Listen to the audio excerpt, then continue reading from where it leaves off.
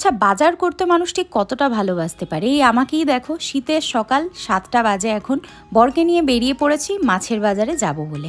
সকাল সকাল এই কানকো টিপে দরাদরি করে মাছ কেনার মধ্যে যেই শান্তিটা আছে, সেটা আমার মনে হয় না আর কিছুতে আছে।